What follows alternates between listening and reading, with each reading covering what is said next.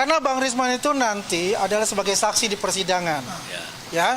Jadi ada upaya, dugaan saya ya, ada upaya dari mereka untuk tidak membuat bahwa Risman itu akan menjadi saksi di persidangan nanti.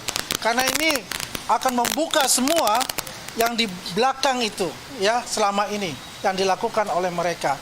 Maka mereka melakukan yang namanya pelaporan dan pelaporan, termasuk dengan Bang Lecumanan dari Peradi Bersatu untuk itu. Ya, untuk hal itu ya kami melihatnya tidak ada kata mundur untuk kita hadapi. Disenggol dan baru aja kemarin dilaporin, itu merasa terganggu juga nggak sih Bang? Enggak. Tuh selama 2 bulan ini kan saya fokus ya, hampir 3 bulan tapi masih switch ke sini. Tapi yang paling senyap saya 1,5 bulan ini fokus, inilah hasilnya. Oleh karena itu saya nggak mau memikirkan strategi mereka untuk mengganggu konsentrasi saya. Berikutnya saya akan mempersembahkan buku saya juga tentang Mas Wapres Gibran. Itu aja. Selain itu juga Gini, sebelum itu kita selesaikan ISBN. masalahkan juga dokter. Itu merasa terganggu juga nggak sih Bang? Enggak sama sekali. Ada. Itu ya. ISBN, Mbak. Biar ISBN dijelaskan dulu. Bang Ari. Maju sini, Bang. Banyak di sini aja. Jadi makasih banyak ya. Untuk percetakan buku ini Bang Rismon tidak terlibat sama sekali di ISBN. Ya kan, dari 10 orang manajemen semuanya tahu kalau ISBN itu yang buat percetakan. Jadi Bang Rismon tidak sama sekali menggiring kita atau memberi masukan untuk membuat ISBN.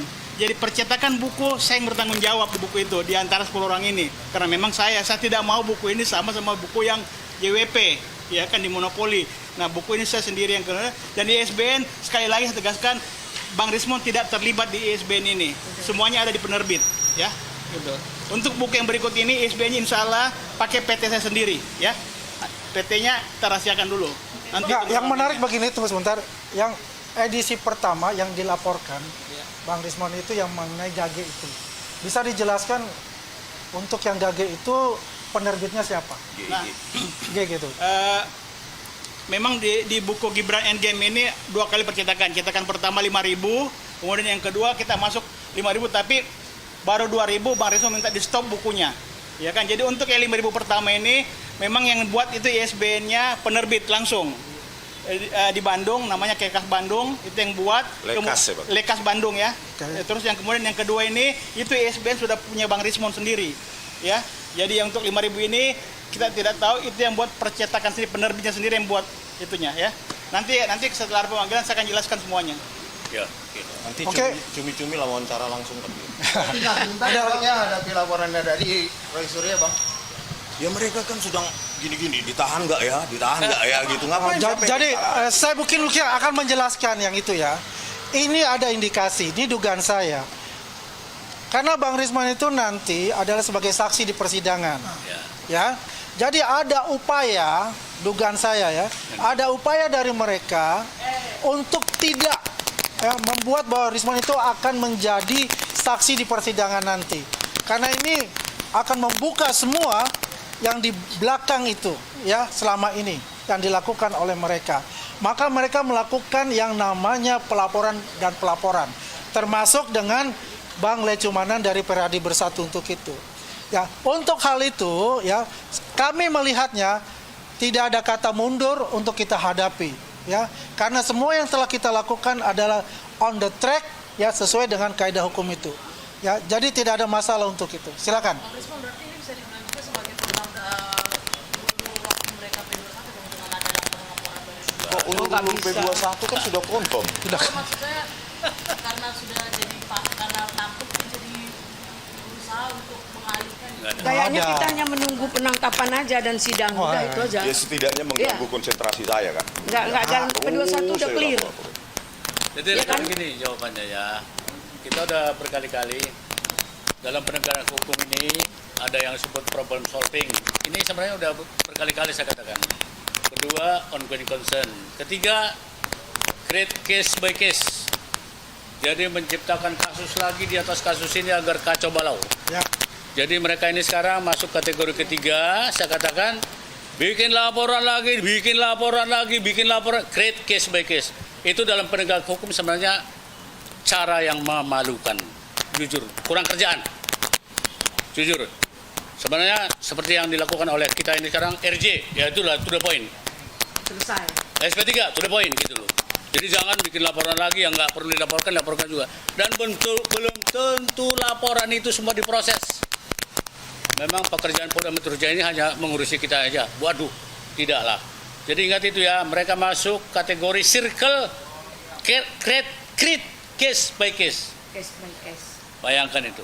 Menciptakan masalah di atas masalah. Bangsa ini pun tidak mau itu.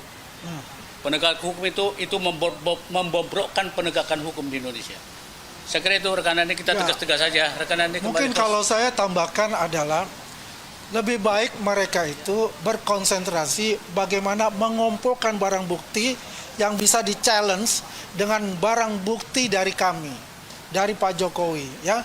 709 barang bukti itu. Karena selama ini ya perdebatan di media mainstream maupun di podcast dan sebagainya tidak pernah menunjukkan apa sih yang namanya barang bukti yang sahih yang menurut mereka. Karena selama ini yang dibawa itu adalah thumbnail repetible. dan repetisi propaganda. Thumbnail yang selalu ditunjukkan. Tetapi dan juga adalah ijazah Pak Jokowi yang diupload dari Dian Sandi. Tidak ada lagi yang dulu dia bawa-bawa yang namanya ijazahnya Pak Bambang. Karena sudah ketahuan bahwa ijazahnya itu ya ada cacat adanya sama dengan yang dimiliki oleh Pak Jokowi. Yang itu juga dibuka oleh pihak mereka di media mainstream untuk bicara itu.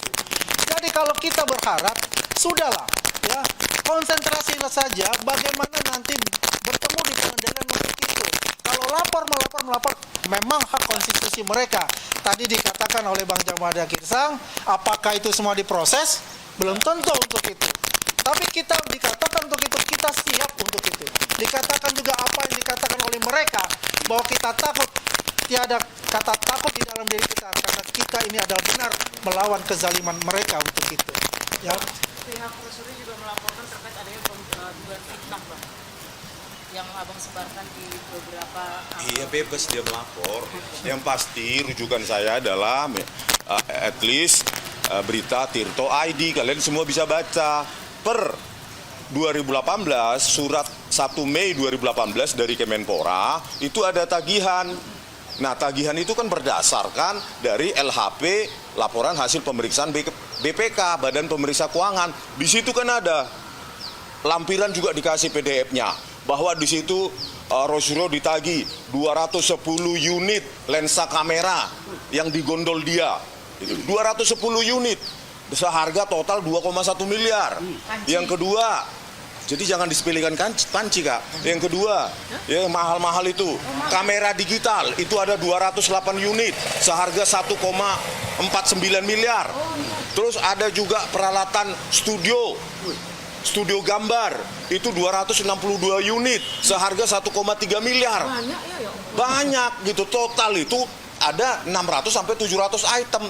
Itu untuk apa kaitannya, relevansinya dengan tugas dia sebagai Menpora gitu loh. Dan itu masih ditagih oleh Kemenpora sampai September 2018. Itu loh isi konten saya. Artinya apa? Lu jangan menuntut moralitas orang lain tinggi, mengaca lu.